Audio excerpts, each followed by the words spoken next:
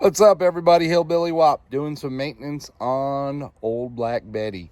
So one thing that I told you in the last video before I went camping and all that jazz, found that there was a valve cover leak. So I'm going to show you where the valve cover is leaking here. Then I'm going to show you what we're going to have to do to get these valve covers changed. In the process, we're also going to do spark plugs and spark plug wires. So let me show you what we got working here. All right, so inside the belly of old Black Betty, we can see here she's a leaker. Leaking pretty good there on that valve cover. So I got to remove all these spark plug wires and some fuel clips and such to get all of these. It looks like they're nuts on the top here, some of them, so I've got to get these nuts off, and when we can put the new valve covers on, we'll clean these up obviously and make them look a little prettier.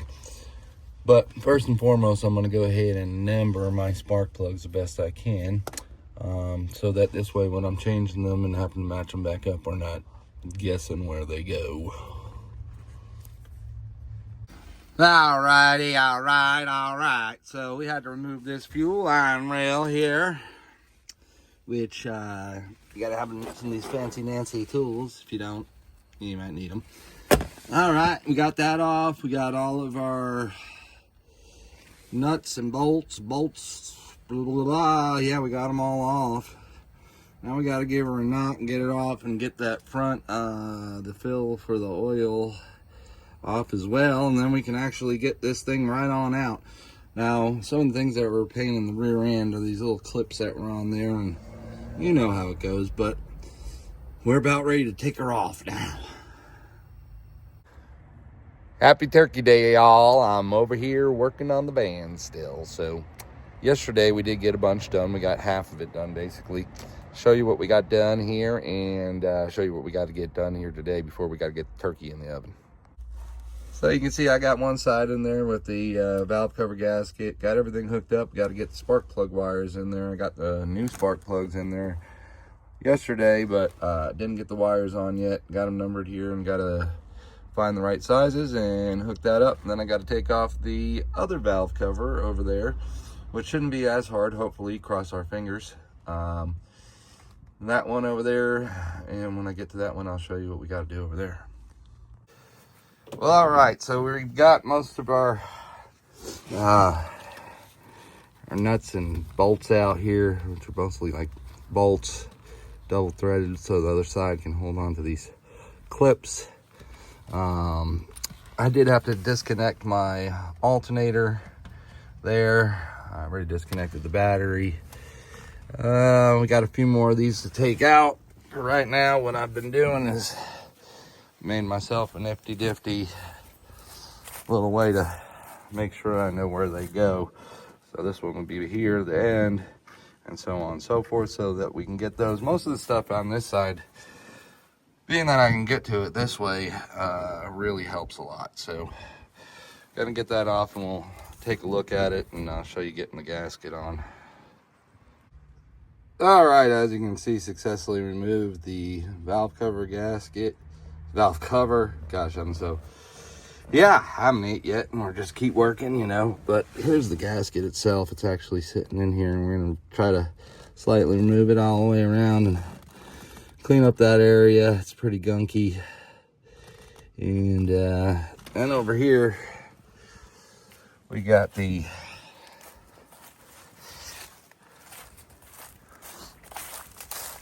valve cover itself, which we're gonna clean up the surface, blah blah blah, you know, make it look real nice. Then we'll just dab a little bit of RTV just to hold our gasket in place and put her back together. Got to do the spark plugs on the other side, the spark plug wires, but you know, we'll show you when we get this all kind of buttoned up.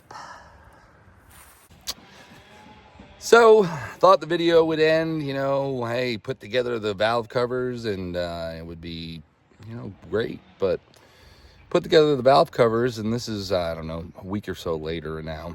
You may can tell I got a haircut. And so drive it home, realize that we're leaking oil still. So what the heck's going on? Well, let me show you what's going on and show you what we're going to get fixed today. And we'll put this all together as a leaky oil type of video that maybe will help some people that have these old Dodge vans. So here we go. So down here under my valve cover job, which looks okay, I haven't seen any leaks, everything looks good, I've driven it around, but I found out there was more oil leaking somewhere, and there's this freeze plug that was right underneath the valve cover that keeps puddling up oil, and we're going to try to replace it today. I did remove the ground that was right here. Yeah, my wires are a little longer than they should be, but you know, they work. But we're going to have to get down in there, take that freeze plug out, and put in a new one. Something I've never done, so I'm here with Uncle Danny, and Uncle Danny's going to help us get this thing out and put a new one in.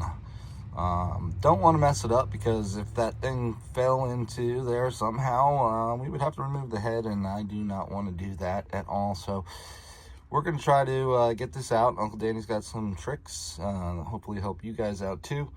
We'll get it out, and we'll try to get our new one seated in there, and hopefully we can then be done with leaky oil situation here. So I told you guys I'd be working with Uncle Danny here again, and eventually. We've been kind of this year doing different things, and Uncle Danny went, where'd you go for a while? Missouri. Missouri. He was in Missouri helping a family member do some electric work on their house. But it's cold again, and we're over at Uncle Danny's, and we're doing, like I said, this freeze plug. Now, why we're here with Uncle Danny is because he's got a lot more knowledge on this junk. And he's got the tools that work. We found the tool, and here he's putting it together right now, and I see what he's doing. I didn't understand it at first, but basically we're using a puller tool with a screw put into, that's made for that, right, Uncle Danny? That head there, that little... That's how it's actually used. Okay. Because when you buy one of these like this, it doesn't come with anything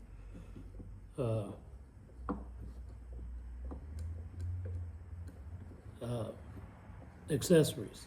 Gotcha. It's meant to use with screws that you find that'll work.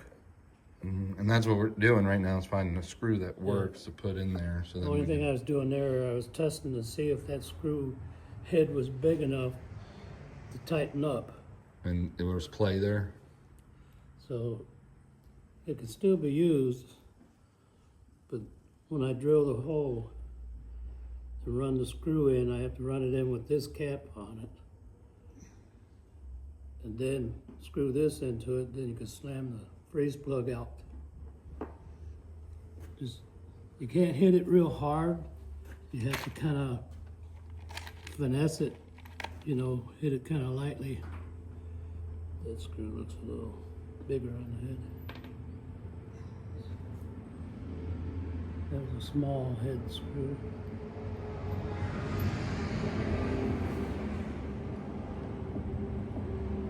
Still disorganized from the move over to here.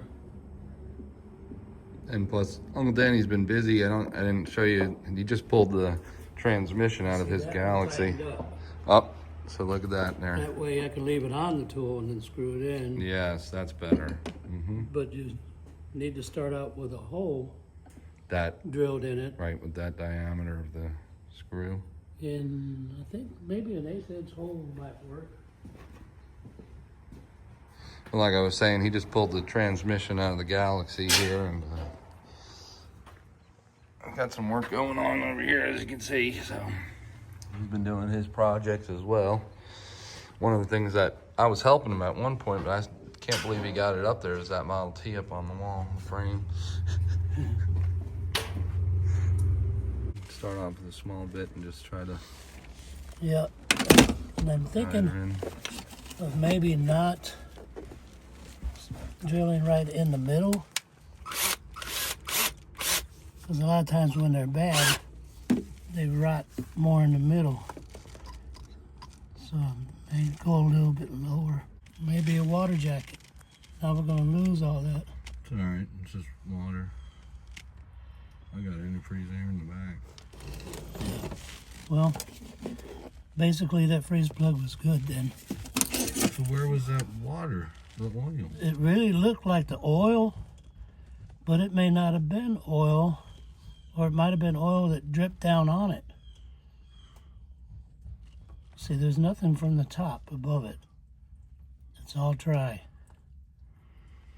Very confusing. So, but it actually makes for a good video. But I really never could see where it was actually coming out. I am confused. Because really it's being that big is what made me question whether or not it was oil. Because usually they're more or less like a 3/8 size or something, you know.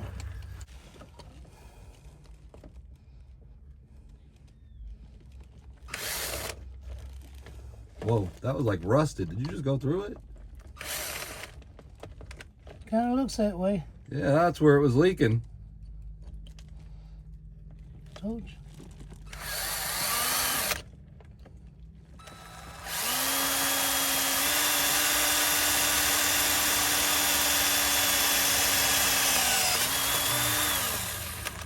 That was definitely leaking from that spot right there, Uncle Danny. Yep. See how it looks rusty right there? Yep. Probably couldn't see all that rust before we started doing this. I mean, you just almost touched it and it went through.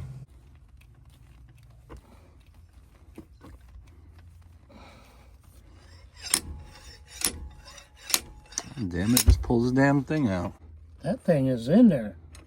So we have been fighting at this. This should have been like 5 minutes to get this son of a gun out. But You look see, at this once thing. it is in there, it took just seconds. Yeah. But look at this son of a gun. How long? Oh my gosh. That took us forever to get that son of a bitch out. Okay. Now, the trick to Putting it back in. put it back in. And I just got an idea in my head. Can't wait to hear it. Where's our drift socket? Okay, what we're gonna do, we are going to attach the slammer. Slightly put it on there with the slammer. Might be a little difficult just having two hands.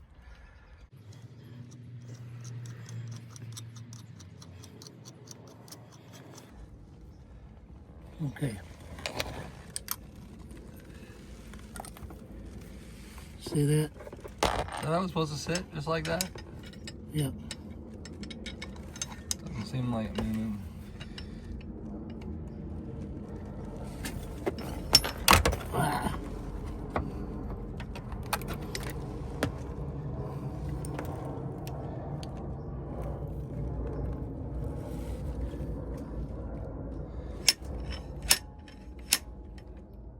If the socket was big enough to fit this, it would be nice and straight and solid. Yeah.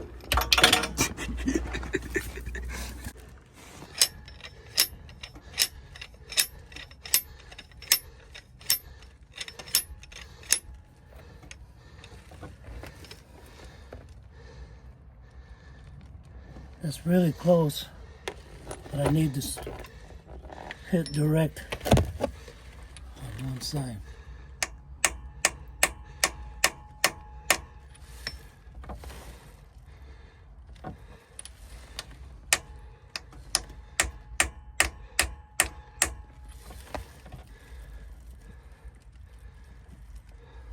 Feels pretty even.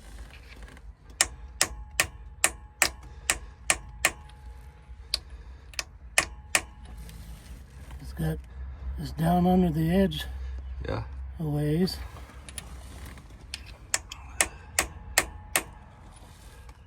So I think it's a matter of quitting before you get worse.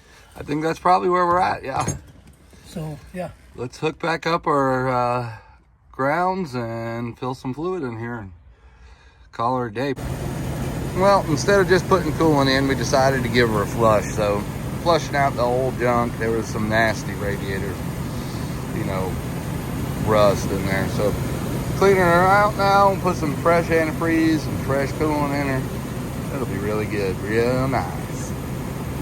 But that was a lot of pulling there, wasn't it, Uncle Dan? Well, it was stubborn. It was stubborn. Happens, you know?